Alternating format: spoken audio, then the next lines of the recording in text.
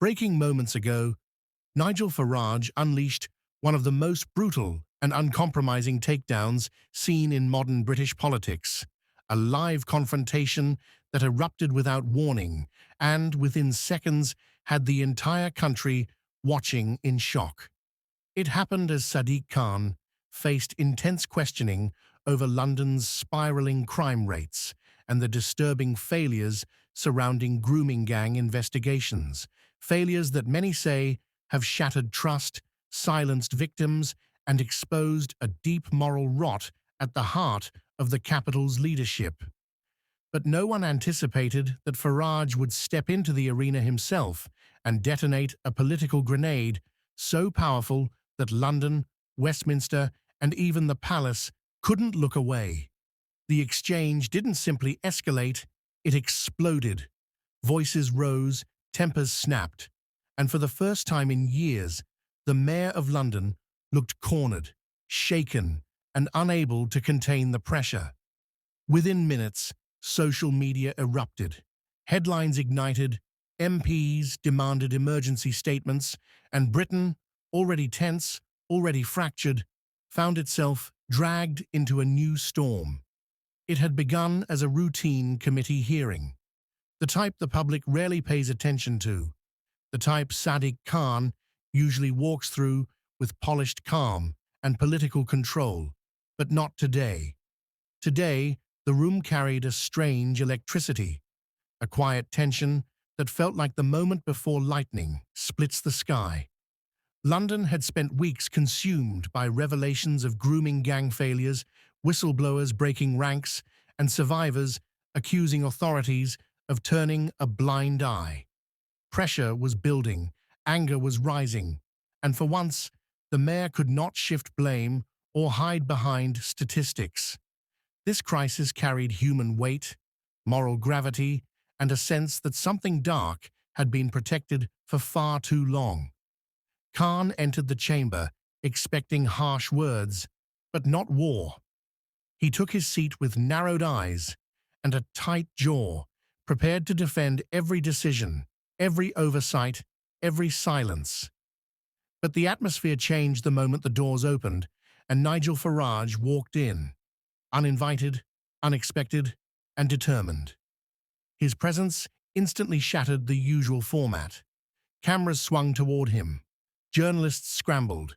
MPs whispered. Khan froze for a split second because Farage wasn't there as a politician.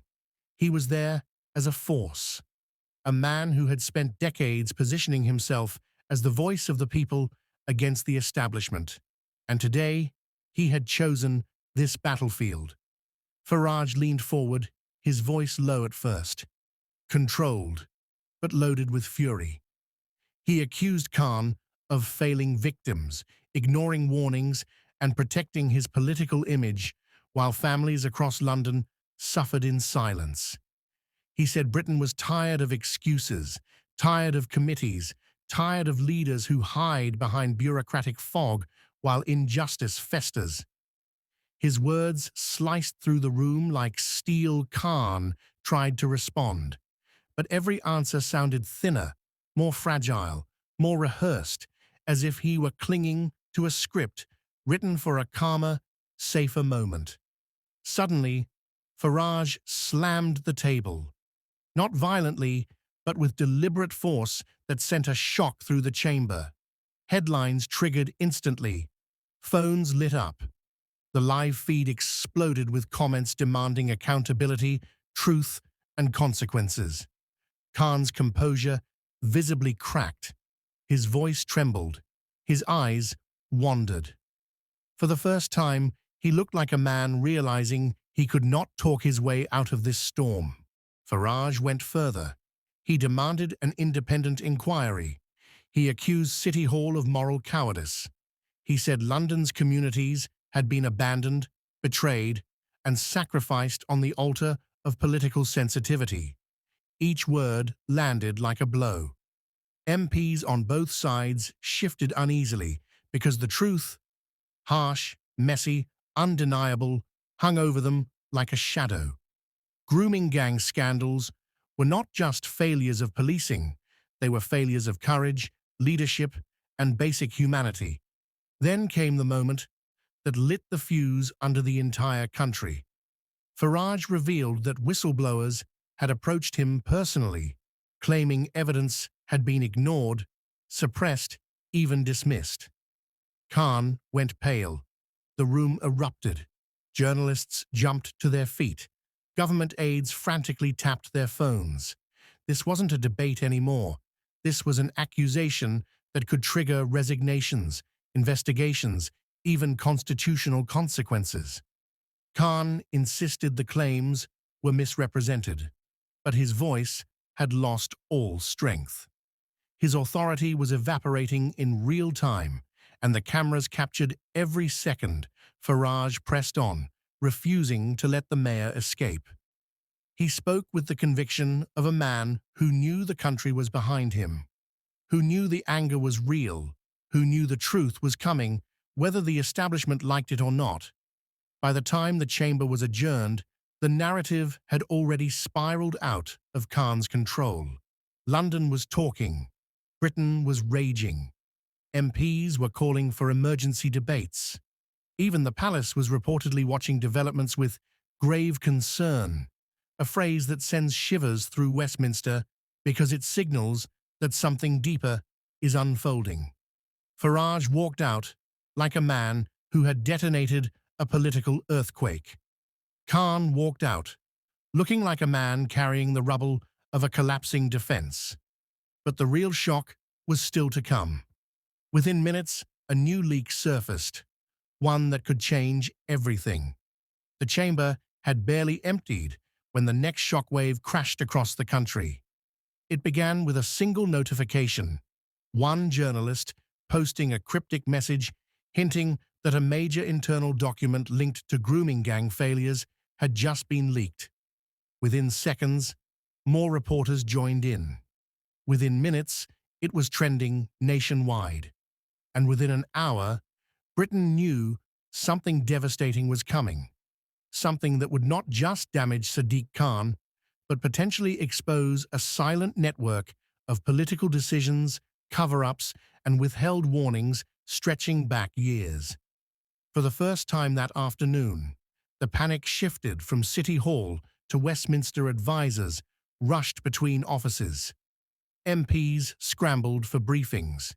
The Prime Minister's team went into a frenzy, terrified that the leak might implicate Downing Street somewhere inside Parliament. Someone unknown, but clearly determined, was releasing information with the precision of a surgeon and the impact of a bomb. The document hit the public like a lightning strike. It wasn't vague or ambiguous. It was a detailed report that City Hall had allegedly been sitting on for months, warning of significant failures in handling grooming gang intelligence. It referenced internal disagreements, accusations that political sensitivity had trumped victim protection, and claims that senior officials feared community tensions more than safeguarding vulnerable children. It was the kind of document that, once exposed, cannot be dismissed, ignored, or contained.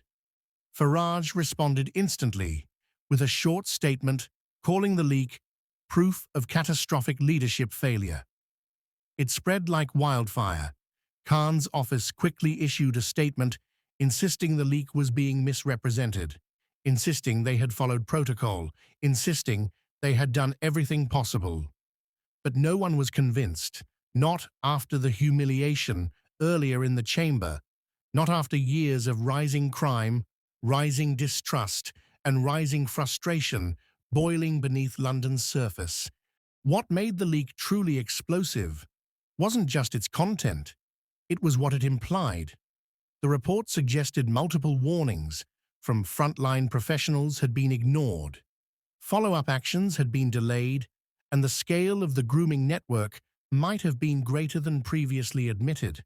Most politically devastating of all, it claimed that recommendations for urgent reform were not prioritized due to fears of political fallout.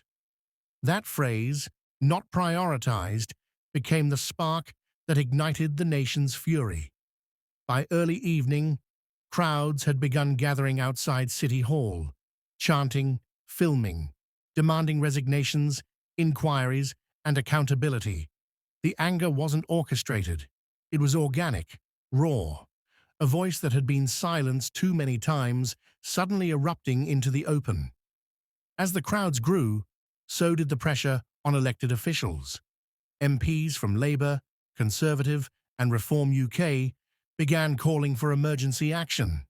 For Sadiq Khan, the walls were closing in. He released a second statement, more shaken, more defensive, more desperate. He promised transparency. He promised cooperation. But the public mood had shifted. This wasn't a usual backlash. This wasn't a temporary storm. This was something deeper, heavier, more dangerous, a collapse of trust and a demand for justice. Then, just when it seemed the situation couldn't spiral further, the next shock arrived. Leaked messages, supposedly from City Hall's staff, surfaced online. Anonymous, unverified, but powerful enough to explode across social media. The messages hinted that senior figures were aware of grooming gang intelligence failures months earlier, but avoided escalating the matter because it was politically inconvenient. That phrase alone sent tremors across the political landscape. Within an hour, MPs were calling for Khan to resign. Farage demanded a full criminal investigation. Victims' groups went on record calling for accountability at the highest level. Major broadcasters interrupted regular programming for breaking news bulletins. But perhaps the most unsettling reaction came from the palace. A senior royal aide told journalists the king was following developments with deep concern, a phrase used only during moments of constitutional tension, moments when the nation's moral stability is at risk. Khan had spent years presenting himself as the calm leader of a global city. But now, in a single afternoon, his future looked uncertain. His authority was fractured, his credibility sinking, and the scandal, no longer confined to reports and hearings, had become a national reckoning. Meanwhile, one question began echoing across every newsroom, commentator panel, and late-night political discussion. If these were only the first leaks, what else is still being hidden? Sources whispered there was more, much more. Another document, another testimony, another truth waiting to erupt. And the question Britain now fears most is simple. What comes next? Inside City Hall, the atmosphere shifts. You can feel it. What began as a routine oversight hearing has transformed into a political battlefield, and Sadiq Khan realizes he is losing control of it. A Conservative Assembly member leans forward, voice low, tone icy. Mr. Mayor, if you're insisting you didn't see the warnings, then are you telling this committee that senior Metropolitan Police officers misled you?